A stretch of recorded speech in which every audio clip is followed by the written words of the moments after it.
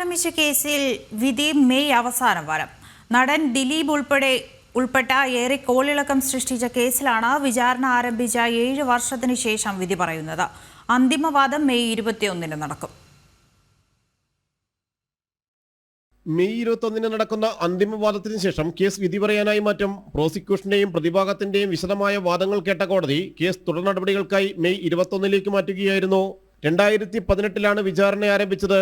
Supreme കോടതി പലതവണ സമയപരിധികൾ നിശ്ചയിച്ചിരുന്നെങ്കിലും സമയക്രമം പാലിക്കാൻ വിചാരണ കോടതിക്ക് കഴിഞ്ഞിരുന്നില്ല. 2017 ഫെബ്രുവരിയിലായിരുന്നു നടി ആക്രമിക്കപ്പെട്ടത്.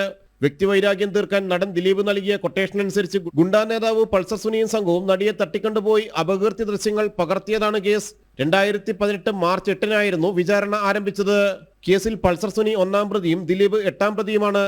തുടക്കത്തിൽ നടിയിൽ നിന്ന് പണം തട്ടാൻ ക്രിമിനൽ പശ്ചാത്തലമുള്ള പൾസർ സുനി ആസൂത്രണം ചെയ്ത് നടപ്പിലാക്കിയതാണ് അതിക്രമവും ദൃശ്യങ്ങൾ പകർത്തിയതെന്നുമാണ് കരുതിയതെങ്കിലും വിശദമായ അന്വേഷണത്തിൽ നടൻ ദിലീപിനെയും പ്രതിയേർക്കുകയായിരുന്നു. പ്രോസിക്യൂഷൻ സാക്ഷി വിസ്താരം നീണ്ടുപോയ കേസിൽ അതിവേഗം പ്രതിഭാഗം സാക്ഷി വിസ്താരം പൂർത്തിയായിരുന്നു.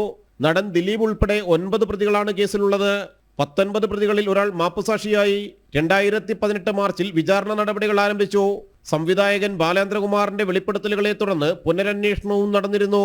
ഡിജിറ്റൽ തെളിവുകളടക്കം പിന്നീട് വിശദമായി ക്രൈംബ്രാഞ്ച് പരിശോധിച്ചു. നടി ആക്രമിക്കപ്പെട്ട ദൃശ്യങ്ങളടങ്ങിയ മെമ്മറി കാർഡ് കോടതിയുടെ കസ്റ്റഡിയിലുള്ളപ്പോൾ അനധികൃതമായി പരിശോധിക്കപ്പെട്ടതിന്റെ വിവരങ്ങളും പുറത്തു വന്നിരുന്നു. കേസിലെ 1-ാം പ്രതി പൾസർ സുനിക്ക് സെപ്റ്റംബറിൽ സുപ്രീം കോടതി ജാമ്യം അനുവദിച്ചിരുന്നു. ജനം, കൊച്ചി.